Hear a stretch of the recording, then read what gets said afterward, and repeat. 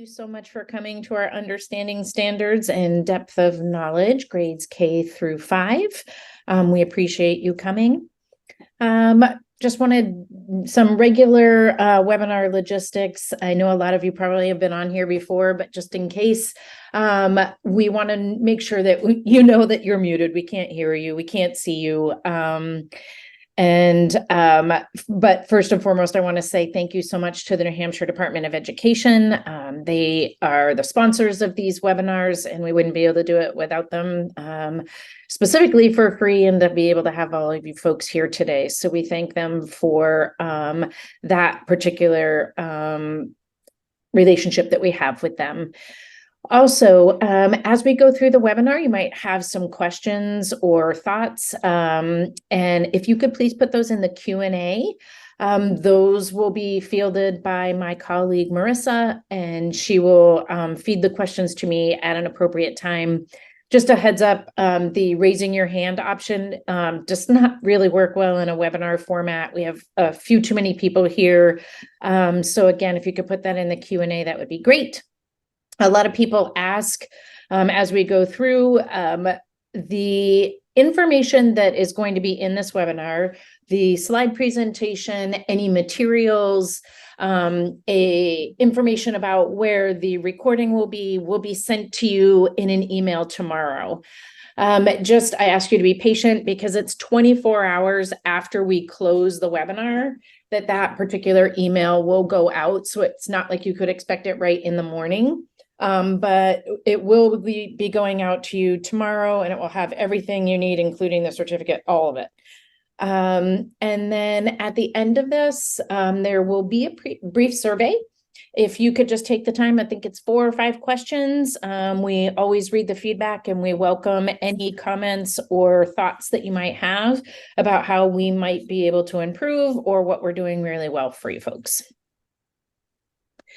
So when it comes to standards and depth of knowledge, this is today for your presentation team. I'm Heather Jenkins, and I also have my colleague here, Marissa Hooper. Hi, everyone.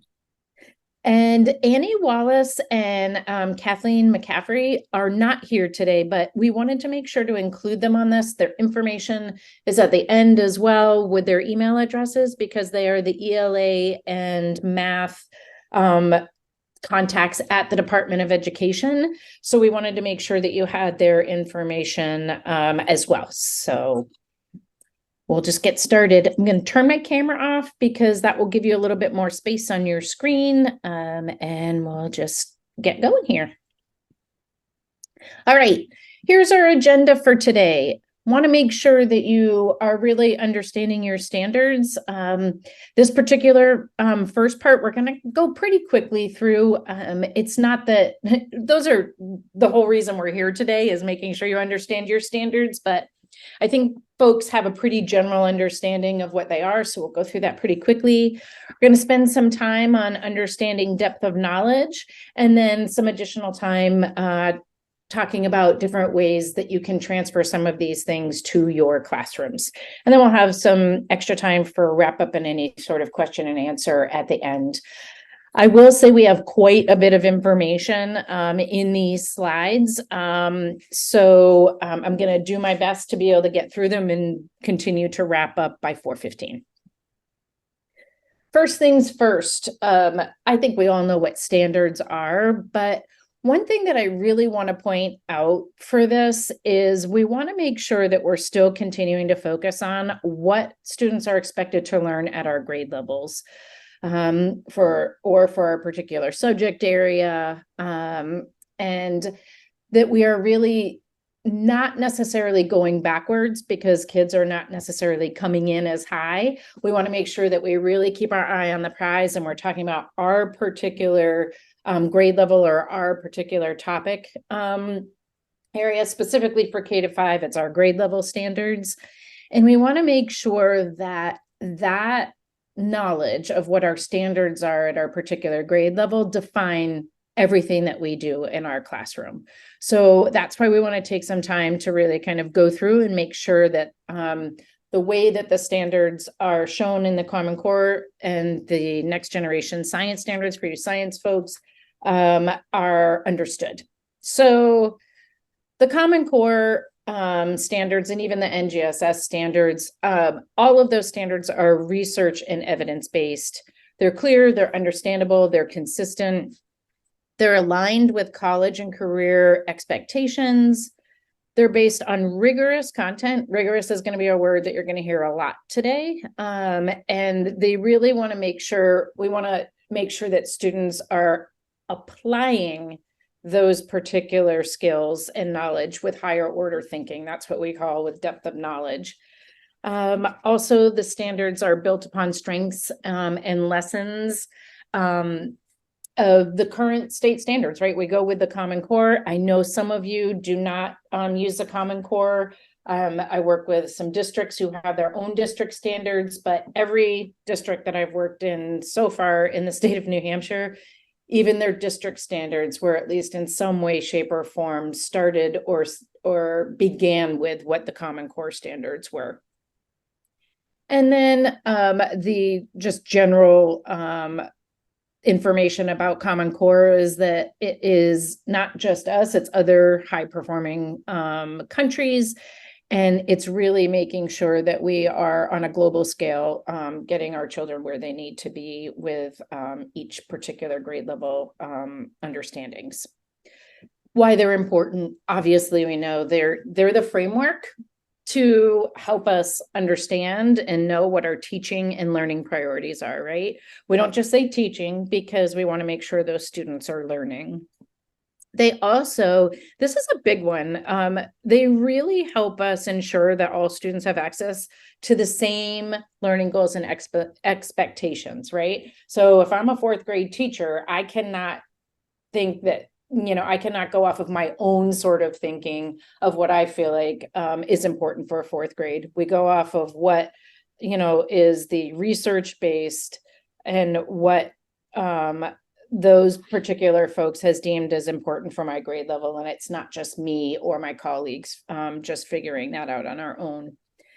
And they also help us guide and design curriculum and assessments. So I just want to talk about this for a second. One of the things that we've been finding, and when we're working with schools, is teachers don't necessarily know the standards in a way that is the most optimal for student understanding. The way they know standards is they might have a standards-based program that they follow, so they just assume that they are actually teaching the standards for their grade level. And for the most part, that is correct, but I just want to talk about some of the considerations if you are somebody or your staff is following a program, some things you want to keep in mind, right? So as educators, we cannot assume that a standards-based curriculum covers everything the students really need to know at that grade level. There's not one curriculum company that doesn't say that they're not, they don't say, oh no, we're not standards aligned, we're just kind of willy-nilly, we kind of do whatever we want. They all say they're standards based. And I think in relatively speaking, that is true, but that's not necessarily, we can't just assume that we follow it from page to page, right? We need for our educators and for us to be knowledgeable about what our grade level standards are and what those particular overarching standards are for each unit that we teach, right? That helps us know when we move on, when we don't move on. It helps us know if we should be taking extra time for students to learn this, or if we should just be able to say, okay, this isn't something that's really super important at my particular grade level, so we're going to move on, even if the kids don't fully have it. So again, turning the next page to the next page of a program, it's really, I don't want to just read off of here. It's the way that we should plan lessons is overall for this particular unit, what are the major things in the broader context of this unit of study that students need to get? We then work from that and we say, okay, here are the lessons within this unit that we know are super important. And here are the lessons that we might be able to combine with others or be able to let go, depending on what those sort of bigger standards are and bigger ideas are for our particular grade level. And then really why it's also important for us to know the overarching theme is we need to be super clear about how each lesson in a unit is contributing to what we want students to be able to do at the end. So we'll talk a little bit about making learning visible, and just putting a standard up on the board is not necessarily enough for that. Obviously, we were just talking about Common Core. They're for ELA, for math, and then the next generation science standards is what the state of New Hampshire is looking at for science, and that's what everybody should be following for science. Just understanding the way for English language arts, the way that the standards are set up, I guess, or the way that they are put within the Common Core documents. For ELA, we have what we call domains or reporting categories. Those are reading standards for literature, reading standards for informational text. There's writing, there's speaking and listening, all of that. Those are the domains. Within that, we have what are called clusters of standards. So there's another sort of subset of standards. Those are called clusters. And then each particular standard is listed underneath that. When it comes to a while back, there were some key shifts with the ELA standards. One of them is making sure that they have a regular practice with a variety of texts, making sure that it's not just one type of text, but a large variety of them.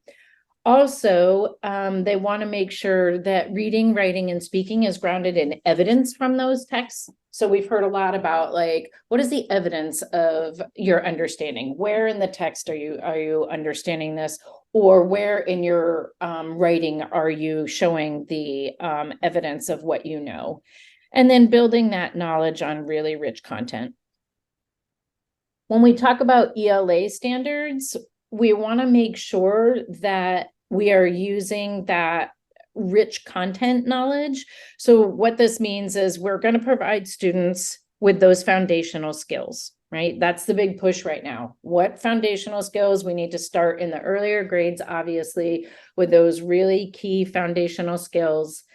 And we're going to model and demonstrate and make connections and summarize and inference. We're going to support that with critical thinking skills, and then we're going to go to those higher level thinking skills that really build that knowledge across content and making sure that we're kind of bringing all those content areas together. When it comes to college and career readiness, which is really what the Common Core standards are built upon, there are different areas for reading. So we have, when we talk about the clusters, there's key ideas and details, craft and structure, integration of knowledge and ideas, and range of reading and level of text complexity. For ELA, these standards, there's 10 of them, and they are the same, K through 8. Now, obviously, as you get up through the grade levels, it gets a little bit more in depth, and the standards change a little bit, but they're all based on these particular 10 standards. Same thing with writing. There's text types and purposes, production and distribution of writing, research to build and present knowledge, and range of writing. Same 10 standards, kindergarten through 8th grade. Again, as we move up through the grade levels, the stakes get a little bit higher and they get a little bit more complex. When we're talking about knowing your standards, when we're talking about the writing anchor standards, just a little bit of clarification. For reading, you have reading informational text and reading literature. For writing, there's anchor standards, and they're based on the types of writing. So narrative writing, informational writing, and opinion and argument writing.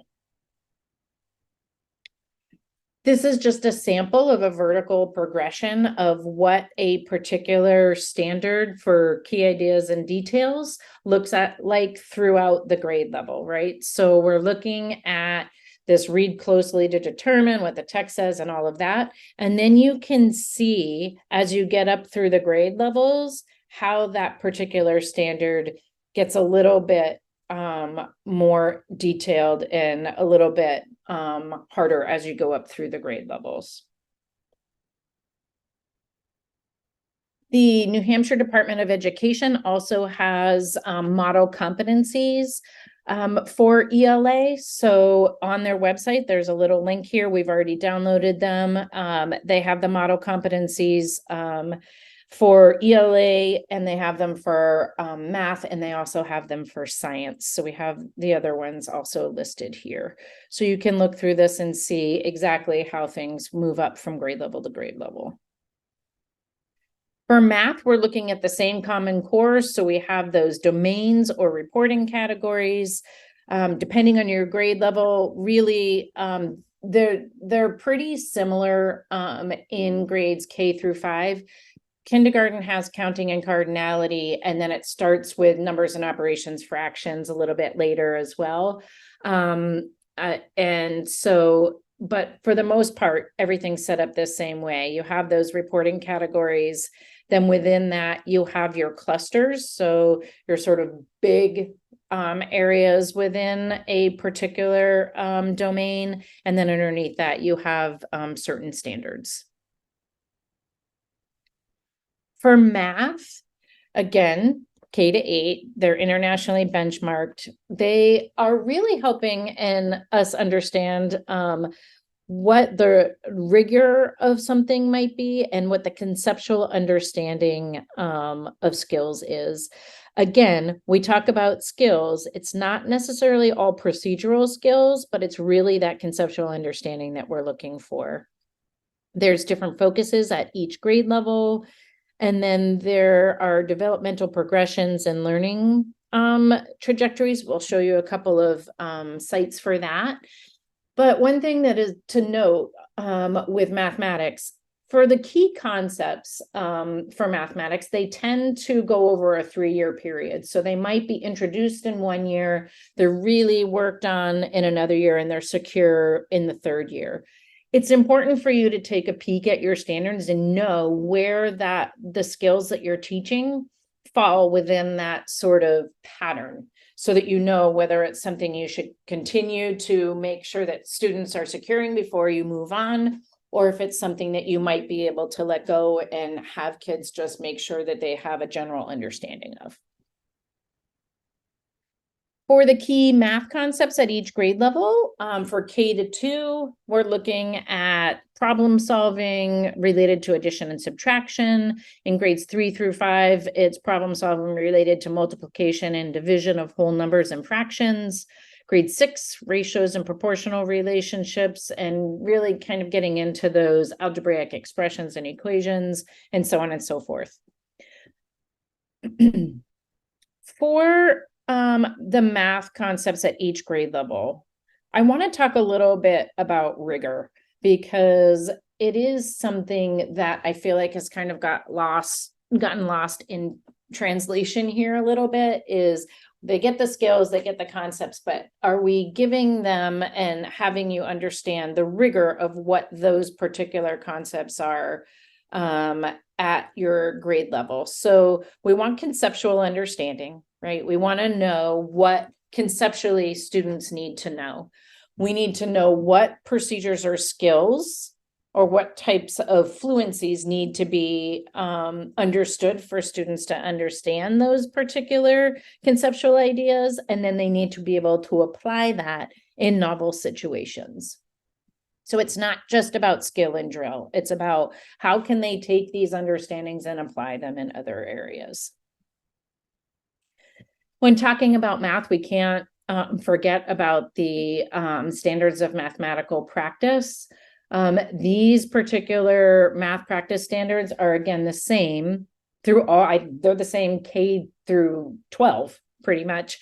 And these are really important things to be thinking about as you're teaching any of your math units or any of your particular understandings and conceptual understandings. A lot of it has to do with problem solving, perseverance, that reason abstractly.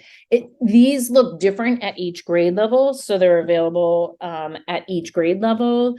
But in and really applicable to the, sort of age of your students, but they are really the basis for students to understand those conceptual skills at each particular grade level.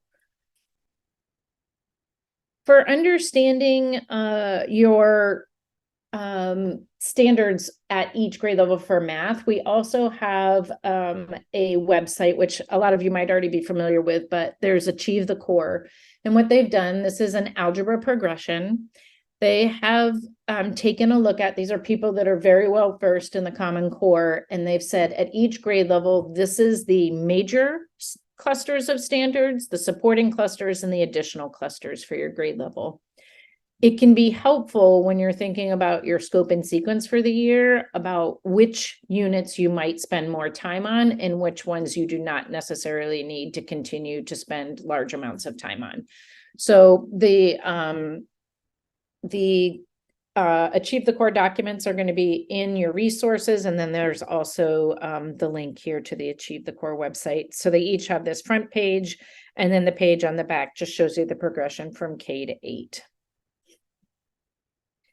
When it comes to math, this is something that is really important for folks to understand, is where the standards begin and what they feed into as you go up through the grade levels. This is part of the NHED state model competencies that are linked right here. This is just one of the pages. And then there's also this information on the model competencies. Each domain of math has its own sort of tab. It's an Excel spreadsheet, and it gives you the progression of standards within each domain of math. Next is science. So as we're looking at science and we're reading the standards, you have your different domains. So you have physical science, life science, and earth science. And then within that, you have clusters, or what are called disciplinary core ideas.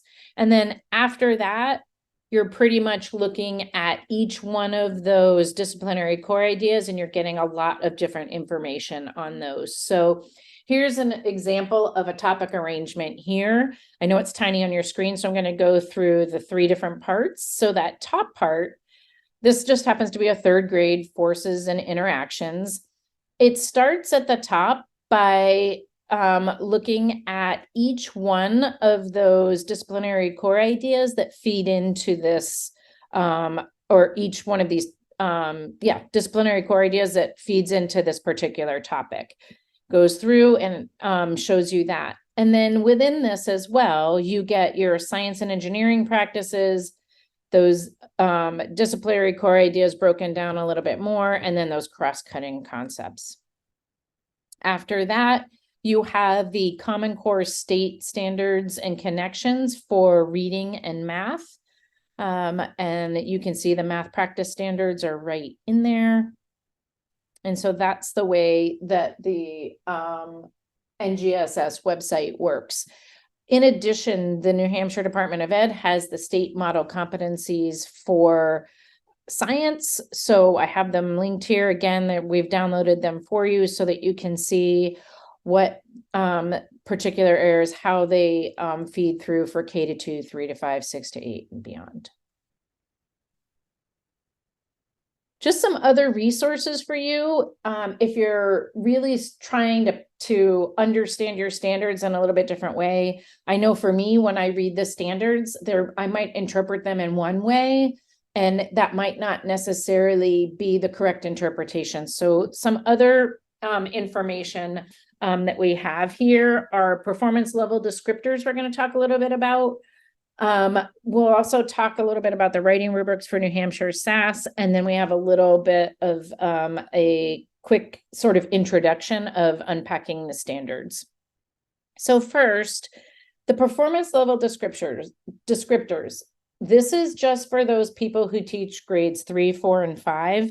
K to 2 folks, we don't have these, unfortunately. They come from the New Hampshire SAS portal, but they are rubrics that align with all the Common Core and NGSS standards in those grade levels 3, 4, and 5, and then beyond, basically through 8th grade.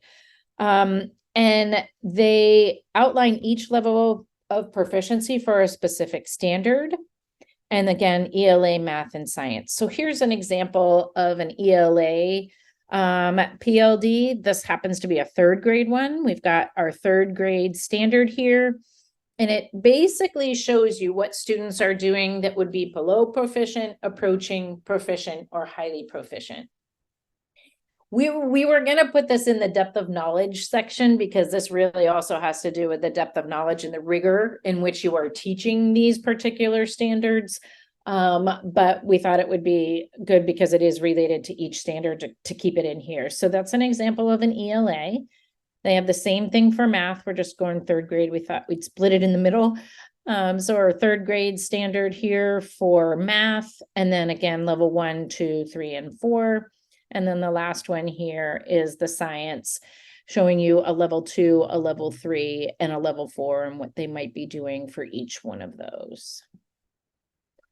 The New Hampshire SAS writing rubrics can be super helpful for you when you're teaching writing. I'm not saying use this rubric in place of what you have for your rubric, but you can see this is related to the writing Common Core standards. So you can see what the indicators are for each particular sort of level is, I guess, number of points that you could score in a particular area. So those can be helpful. And then this is that unpacking the standards sort of protocol. I guess it's a brief protocol, but anytime we look at a standard, we follow this particular sort of scope and sequence. So we start with the standard. Basically, you're going to determine any of the vocabulary in there. You're going to circle, underline, whatever it is, all your verbs, nouns, and adjectives. The next step is you would be really picking out the key words in that, and we would be basically understanding what the skills would be or what the knowledge or understanding might be from that standard. And then we take that and you write, I can, or I will be successful when, in, sort of statements that are related to that particular standard. So what it allows you to do is it starts to allow you to pick apart that particular standard and really think about what the sort of depth and breadth of that standard is, and make sure that you're covering all of the information within it. When it comes to additional information or additional sites that might be able to help you understand your standards a little bit more, we just put some general links here. Again, when you're like digging into any standards, it is really helpful for you to look at the year prior to what you teach and the year after that's coming next, just for you to know where kids came from and where they're going to. Obviously, kindergarten, it's a little bit tricky because, there are some preschool standards, but they don't go into the Common Core. So you would be really trying to figure out where are these students going when it comes to first grade. Let's pause there for just a second, Marissa, and see if there's any questions that people have so far. Yes, there's one unanswered question, when the social studies standards will be out. That is a very good question. I am not sure. I know from what I've understood during a couple workshops that I've done with the New Hampshire Department of Ed, there seems to be some red tape and some sort of, I don't even know how to explain it, I was going to say stickiness, I don't know, of getting those standards to be adopted, but it's been on their radar for years. So unfortunately, I just don't have any update on the time frame. And I'm not really even 100% sure if the Department of Ed does either. But definitely, if you want to email me at the end and just remind me, I can always reach out to our Department of Ed contacts on that. Thank you. All right, digging into depth of knowledge. So anytime you hear DOK, depth of knowledge, right? So what is it, right? We want to talk about the complexity of thinking that's required for somebody to complete a task right? Not just the difficulty level, but what is the complexity of the thinking that students need to do, right? So really a depth of knowledge is measuring how deeply students know or understand a specific concept. And if they understand really the context of that particular understanding, could they apply it to other areas? So we want to not just have them, again, this is not the skill and drill. This is making sure that they get higher order thinking so that they can then apply what they are learning to novel situations and to new understanding of mathematics, right? If we start, I know I'm talking to my elementary folks, if we start with a traditional algorithm for addition and subtraction too early, the conceptual understanding for students is really compromised. And you may not see it necessarily in your grade if you're teaching second grade and you're using the traditional algorithm, but the fifth and sixth grade teachers will 100% see it because those students will not necessarily have the conceptual understanding of how to break numbers apart to be able to continue and do algebra and beyond. So we want to make sure that they really have that deep understanding of the concepts. Obviously, fluency is something we want to work on, but fluency does not mean skill and drill. I'll get off my soapbox now and move on from that. So again, we're talking about that cognitive rigor, right? We want kids to understand and we want them to have flexible thinking. We want them to see multiple possibilities for answers. We want them to have multiple approaches and we want to understand different perspectives, right? When they do that, they understand those concepts more deeply and they can apply them as they get up through the different grade levels and as mathematics gets a little bit more complex for them. So when we talk about depth of knowledge levels, there's a couple of different sort of graphics that we have here, right? So when we talk about depth of knowledge, there's 4 levels of depth of knowledge, right? There's level 1, which is recall. 2 is their skills and concepts. 3 is strategic thinking, and 4 is extended thinking. If you think about, for those of you who are New Hampshire SAS only goes up to a depth of knowledge of 3, because level 4 tends to be those performance tasks where students are really putting in a lot of information that they've learned and putting it all together into some sort of performance tasks. So a little bit of misunderstandings that people have with depth of knowledge. So I want to make it really clear that it's not a hierarchy. We don't want kids only doing depth of knowledge 3 and 4.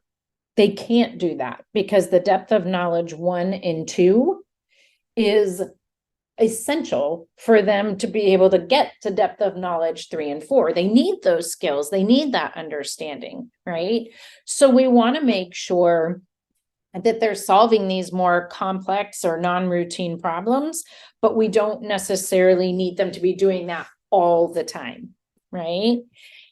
And just the second one here, sometimes people think, well, if there's 4 steps to, if this is a 4-step problem or a 3-step problem, that means the depth of knowledge is higher, and that's not necessarily the case. The cognitive rigor may not be any more any deeper in a 3-step problem as it would be in a 1-step problem. It's 3 separate steps and all they have to do is read, and they're doing the same sort of skill in each one. The cognitive rigor is not higher. For English language arts, when we're talking about depth of knowledge, again, we're sort of going off the basis of that recall or reproduction of something, who, what, when, where, how. As we get up to the depth of knowledge 2, we're talking about skills and concepts that they apply. So they might need to interpret or compare or classify something. When we get up to the strategic planning or depth of knowledge 3, they're asked to really explain something or generalize their thoughts. They're asked to support their thinking, citing various maybe texts or things that they have read or have understood or learned. And then they're starting to really make inferences. For the extended thinking, right? We're talking about critical and creative product thinking, reflection, basically saying, okay, this is what I have for information. Now I've got this other piece of information. How am I adjusting my thinking? How is that shaping my total understanding of a specific topic or a specific theme? A lot of folks are pretty familiar with this depth of knowledge, the question stems. This is from Webb. We have the level 1. These are words that tend to be when they, your questioning starts with these. This tends to be a depth of knowledge 1, a depth of knowledge 2, 3, and 4. Some other resources when we were working in the past with Kate McCaffrey on this, she also has this Webb's depth of knowledge flip chart that is also going to be linked here. And this just gives you, this is just a snippet of it. It's a much longer document, but I just took some screenshots here. So I like the fact that it has the verbs that you might use, but it might also it has a teacher role and what the student role is for each one of these depth of knowledge levels is. So it can be helpful in understanding what the student's role and your role is as an educator as well. This last one, this is a little bit more of a Bloom's taxonomy, which means that you start with that level 1, they have to do all of these things, and then they start processing all of that and then applying all of that. So these are just some, again, a few little resources for you to think about when it comes to depth of knowledge for ELA. When it comes to depth of knowledge for math, this is interesting. This is a flow chart here. With math, we know, is there a right or wrong answer, right? A lot of times we say with math, there's a right answer and we need to get the right answer. But if we're talking about really getting students to think more critically, there may not always be just one answer to a particular question. It could be an open question that has more than one answer. So we really liked this graphic here about where the depth of knowledge is, depending on where they are in answering a particular question. This is also another graphic that we liked with the depth of knowledge and some keywords specifically for math. Really for that depth of knowledge 1, they're recalling information. They're making observations in depth of knowledge 2, they're collecting and comparing, they're citing evidence or drawing conclusions from a specific information. And then depth of knowledge 4 is they're making that sort of synthesis and relating ideas and making more of those connections. This is math. So if we talk about this, this is one of the things that Hess has really worked on. There's a lot of research. These are the matrices. So if we look at A, B, and C, these are different depth of knowledge questions that you have. So if you're asking somebody to just compare fractions using a sign, that's a depth of knowledge 1. So B is a depth of knowledge 1. Right? And then you start getting into the depth of knowledge 2 or 3, right? So you have for using the digits 1 through 9 at most one time, right? Create a fraction as close to 1 as possible. Okay, that's probably a depth of knowledge 2. But now for C, we're looking at the digits 1 through 9. You can only use them once, and then you have to also make this statement true. So the cognitive rigor for each one of these increases as we go through those depth of knowledge numbers here. So this is the Kaplinsky's open middle. These are some depth of knowledge matrices. We have it linked here. They're for each grade level, and they're talking, he's looking at specific standards and what a DOK 1, 2, 3 would be for each one of these particular standards. So it will, this just happens to be a fourth grade one, but there's a lot of different grade levels, and the link will be right here. But this was really helpful when I was trying to really start looking at depth of knowledge and understanding how you take a particular standard and what the depth of knowledge 1, 2, and 3 could be for each one of those standards. So this can be really helpful in trying to understand math and depth of knowledge. For science, this is again, one of the graphics that's helpful for you to be thinking about when it comes to science and using their critical thinking. So you've got, again, recalling that information. Everything really falls into the same types of categories, like recalling, skills and concepts, strategic thinking, and extended thinking, but it's really relating it to a particular topic area. This one just happens to be science. So we're talking about scientific investigations. We're talking about multi-step sort of thing, tasks for them to really be thinking about and explaining their thinking, citing evidence, all of that for depth of knowledge 3. So this can be helpful for you for science. Also, the next generation science standards, they already incorporate that 3-dimensional learning. So we talk about the practices, those core ideas, and those cross-cutting concepts. Again, those practices, what do we want students to be able to do? And what skills do we want them to have? Then we have those cross-cutting concepts. So how are we really starting to think about the concepts in relation to one another, and sort of that interrelationship of knowledge? And then the disciplinary core ideas are really about that, making sure that students are understanding that these things are interconnected, right? And how what they are learning is going to be built upon each year as they move up through the grade levels, and what are the key understandings that they really need to have at any particular grade level. As you know, most likely the next generation science standards, they have specific grade levels attached to them until you get up to middle school. But I know that a lot of schools, the K-2 has specific concepts, topic areas, and 3 through 5.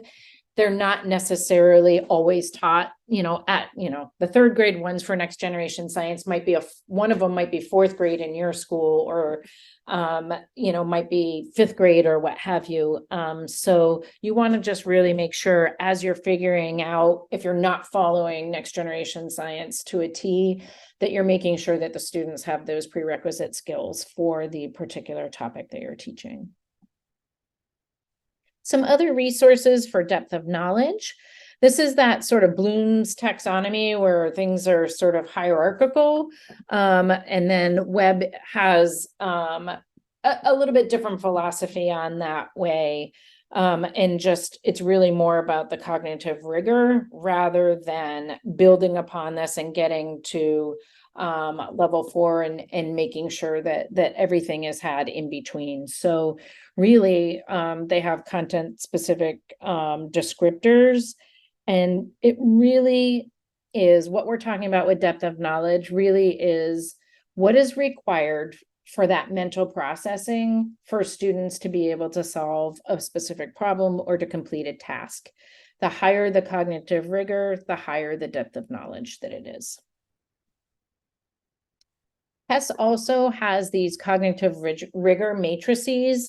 So there are these toolkits, right? So if I were to just click on here, if I were to click on math and science, it will open up, and then I'll make this just a little bit bigger. So you can see some of these things that have to do with again, it's the revised Bloom's taxonomy, this remember, understand, apply, analyze, evaluate, and create.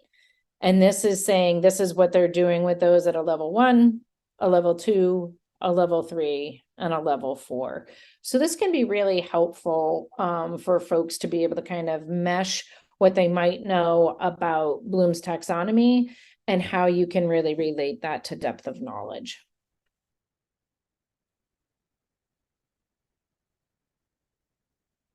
right. Some other sites for depth of knowledge. A lot of us know about Khan Academy. Illustrative Math is an open program. They have some practice standards and some content activities. Open Middle is really helpful for creating math activities that are an increased amount of cognitive rigor and might have more than one answer for a problem. Engage New York, also an open program.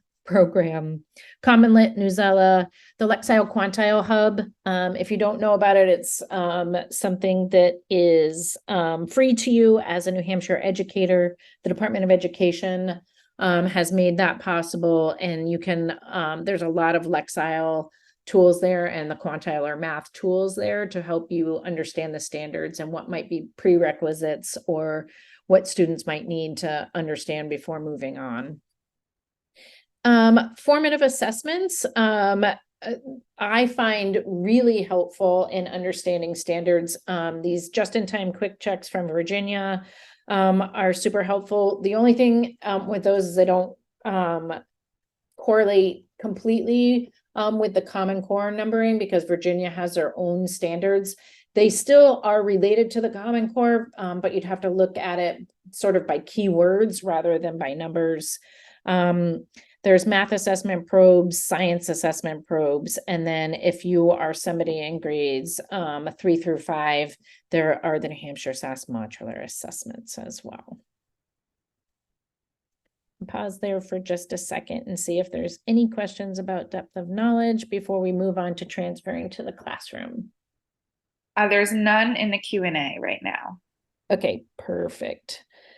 All right, so transferring to the classroom. So now we've got the standards and we understand a little bit more about depth of knowledge. So what does this mean for us in our classrooms? The first things first, whenever we talk about what we're doing in our classrooms, we can't not talk about John Hattie. What he has done and how he has really helped us understand what learning looks like for students and how it is most successful for students is so helpful for teachers to really start to think about. Not only am I teaching this to students, but do students understand where this fits into the puzzle of learning that they really need to understand and how they'll be able to fit all those pieces together. So that's really what we're talking about when we're talking about visible learning is, do students understand where we're going with all of this? This is just an updated graphic for the visible learning research that he has done. Again, if you don't know about him, it's thousands of studies on what learning looks like in the classroom for students and what the major impacts are on student learning. Number one is that collective teacher efficacy. Anybody who's done PLC with me or any of my colleagues knows that that is the number one way that we can affect student learning and increase student learning. It has a 1.5 year for 1 year's worth of work. It has a 1.5 years worth of growth if you have all your teachers working together towards a common goal. Right below that is that student expectations and having students truly understanding what they're learning and why. That has a basically 1.3 years of growth for a year's worth of work. So it is right there with being able to help accelerate our students and catch them up and get them moving and making that growth that we need. So what that means in making the learning visible, obviously we want to be really clear about what students learn. I was one of those teachers, had to put learning targets and learning objectives, whatever you want to call them, I can statements up on my board. And I'm not sure that I really thought about if my students truly understood where they were going. So the star that I have here is that student success criteria. How do students know when they have met that learning objective? That's what really I feel like can be missing in our classrooms. So this helps us, once students understand what their success criteria is, then they start to really take ownership of their learning. And it helps them become a little bit more invested, well, a lot more invested in what is happening within their classrooms, right? So we want to make sure, and the ways that we can support that student ownership is to make sure students understand where they currently are and where they are going, right? This is based, the grade is based on data. What are we seeing for this particular child? What are we seeing within the classroom? What are we seeing on formative assessments? What are we seeing from day to day and not just at the end of a unit on a summative assessment that they got one chance at and that's their grade? We want to make sure that we have evidence that they are learning throughout and not just that one summative grade.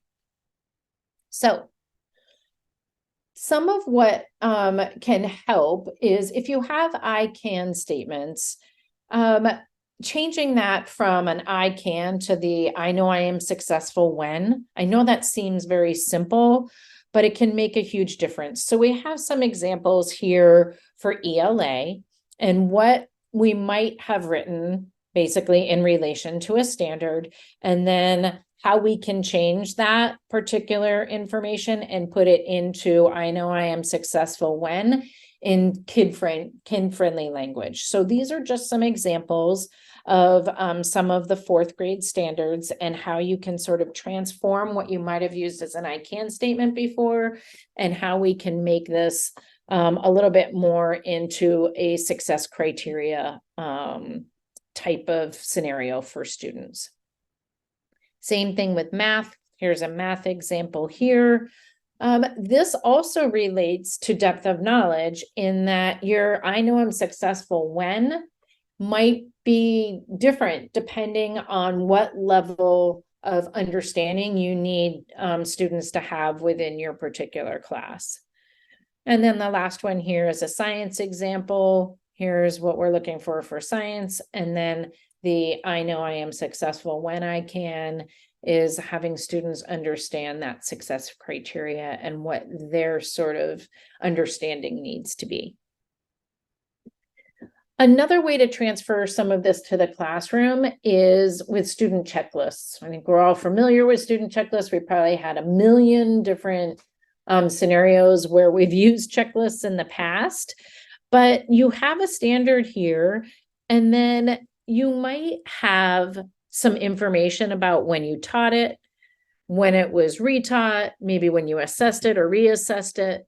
Depending on the students, sometimes you have your standards along the side, and you have for each student, you would have this page, but it could also be your standards on the top and what depth you need to teach them to and where your students are with each of those down the left-hand side. So it doesn't necessarily need to be looking exactly like this. This is just one example.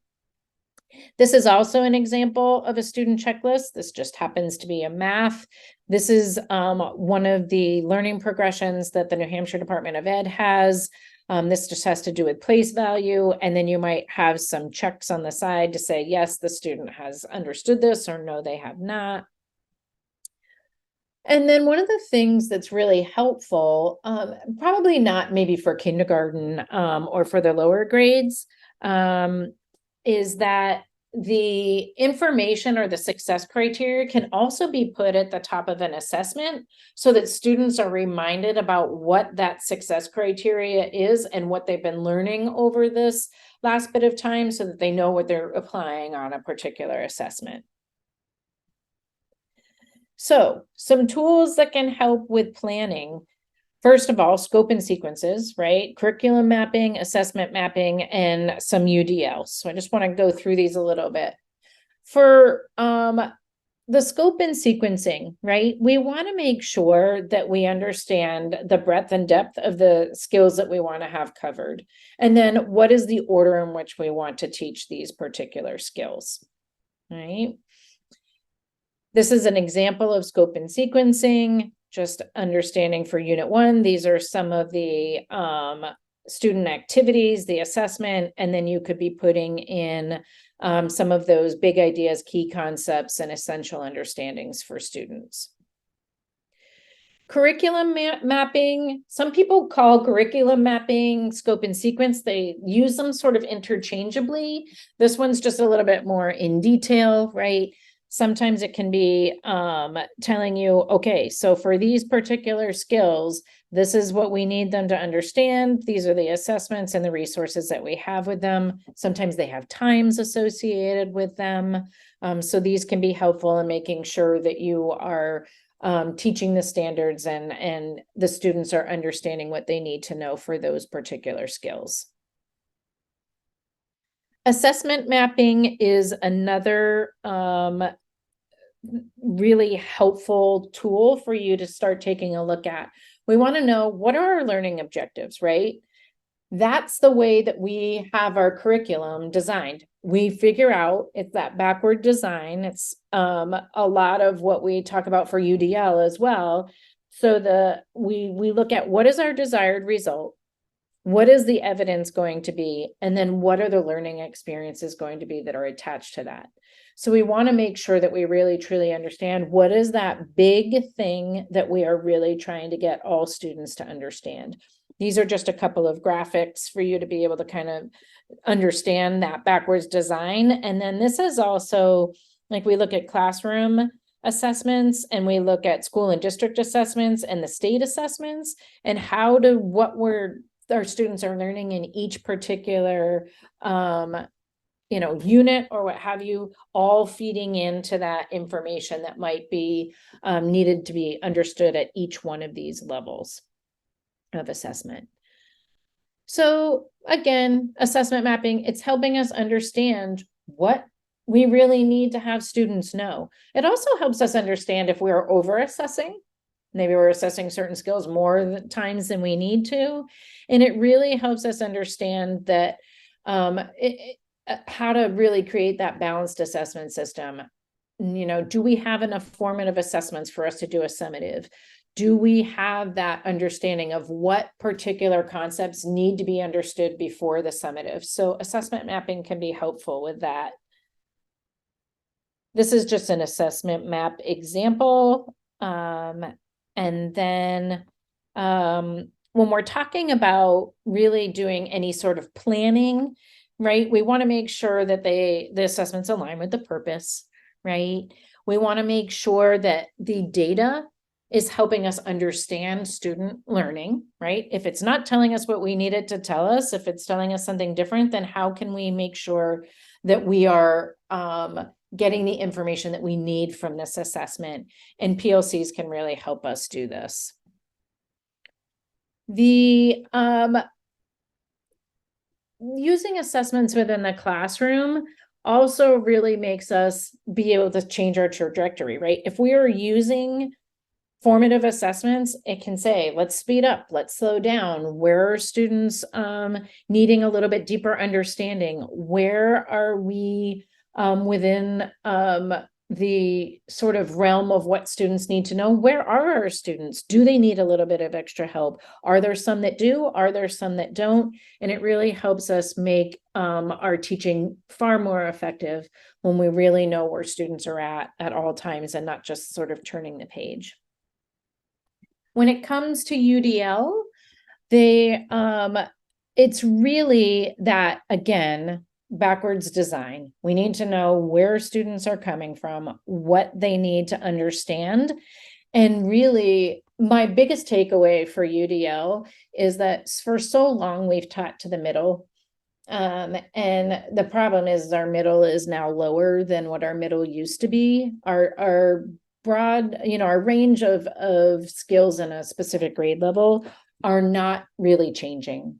They're the same. It's just more kids are at the bottom than have been in the past. And you've got this clear delineation. UDL doesn't teach to the middle. It teaches to the ends. So what it's really doing is having us be able to increase all of those sort of teaching strategies and those activities that really, maybe we designed them because we had kids that were lower, but now we're having all students use those same sort of scaffolds, or those same sort of, using manipulatives and all of that.